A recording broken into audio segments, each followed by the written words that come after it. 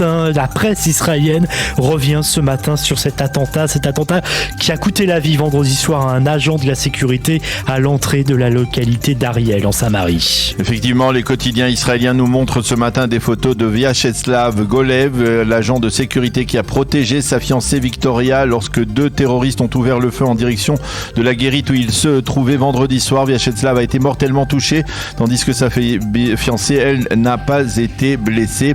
Hier soir, les forces de sécurité ont arrêté les 2 terroristes ensemble jusqu'à la fin, titre le Yediot Aharonot en nous montrant une photo de Vyacheslav et de Victoria. Vladi, comme on l'appelait à Ariel, a protégé sa fiancée et a été assassiné, titre le Israël Hayom, et le quotidien gratuit parle d'état d'alerte au sein des forces de sécurité à l'occasion de l'Aïd el-Fitr. Le Israël Hayom indique également en première page que les forces de sécurité israéliennes vont dans un exercice militaire simuler des combats dans la région du Wadi Hara. Ça se trouve au cœur de la Galilée, donc à l'intérieur de l'État d'Israël. Les commentaires des analystes sécuritaires tentent de mieux cerner la situation et d'envisager ce qui pourrait se passer dans les prochaines semaines. Oui, aussi Yoshua écrit ce matin dans son commentaire dans le Yediot Aharonot à propos de cette vague terroriste qui n'en finit pas. On n'en voit pas la fin, écrit-il, et ce en dépit du fait qu'avant l'attentat de vendredi soir, certains avaient estimé que la vague était derrière nous. Yoav Limor, le spécialiste sécuritaire du Israël Hayom, revient dans son analyse sur les menaces de conflit proférées ce week-end par Yehia Sinwar, le patron du Hamas à Gaza, et ses insultes proférées en direction de Mansour Abbas.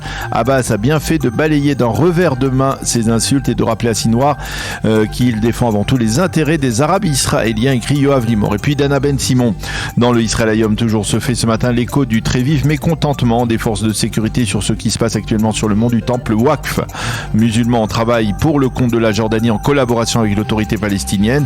Il devrait veiller au calme, mais au lieu de cela, il laisse entrer sur le mont du Temple des agitateurs envoyés par le Hamas. Le Yediot consacre ce matin une double page d'éditoriaux sur l'omniprésence d'un langage de violence dans le dialogue interne en Israël. Oui, Shimon Shifer revient dans le Yediot Aharonot sur les 2 lettres de menaces de mort accompagnées d'une cartouche envoyée la semaine dernière à l'épouse puis au fils du Premier ministre Naftali Bennett, et il affirme que cela lui rappelle la période qui a précédé l'assassinat d'Yitzhak Rabin, et de rappeler qu'il avait à l'époque mis en garde le Shin Bet, mais que celui-ci n'avait pas tenu compte de sa mise en garde. C'était 10 jours avant l'attentat qui a coûté la vie à Yitzhak Rabin. Ben Dror Yemini s'inquiète aussi de cette incitation permanente qui existe dans la société israélienne.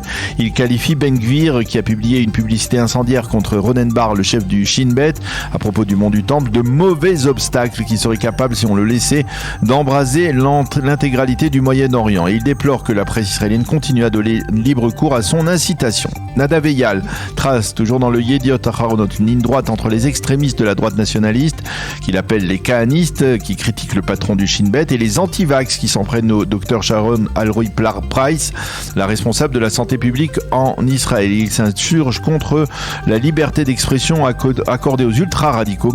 Tout ceci est très légal, ce n'est pas automatiquement correct, rappelle Nadav Eyal. Quant à Gilad Sharon, il rappelle que la violence dans le secteur arabe israélien est monnaie courante dans de larges franges du monde arabe. Pour le fils de l'ancien Premier ministre, c'est un problème culturel, et il déplore que l'on ne veuille pas appeler en Israël les choses par leur nom.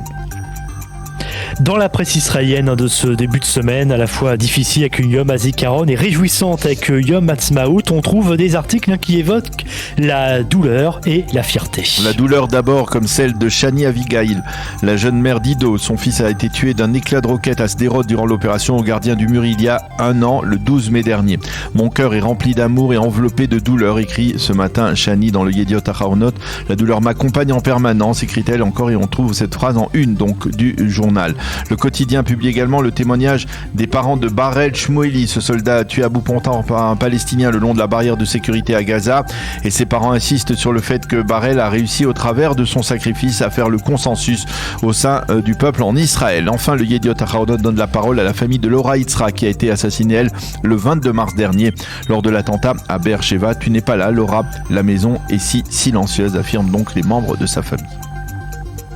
À l'approche des festivités du 74e anniversaire de l'État d'Israël, quelques données, Daniel, et un bel hommage également.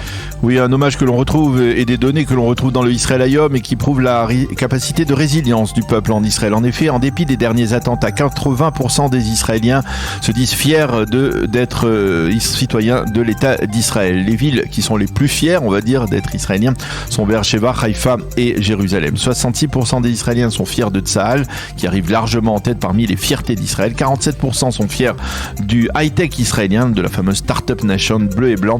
39% sont fiers de la solidarité nationale qui s'est révélée durant les 2 années d'épidémie et 57% des Israéliens sont optimistes pour l'avenir du pays. 42% tout de même déplorent les fractures sociales, 25% déplorent la hausse du coût de la vie, 12% seulement craignent la menace du nucléaire iranien. Et en marge de ces données, le Israël Hayom et en première page le Yediot Aharonot souligne que le tout nouveau commandant du Yamab, il s'agit de l'unité d'élite de la police, le GIGN, dont on ne connaît pas l'identité, eh bien ce sera l'un des 12 Israéliens méritants qui allumeront un flambeau à la gloire de l'État d'Israël le soir du Yom Ha'atzmaut, un geste en forme de reconnaissance pour l'action de cette unité de l'ensemble des forces israéliennes au cours de cette année marquée par de nombreux attentats.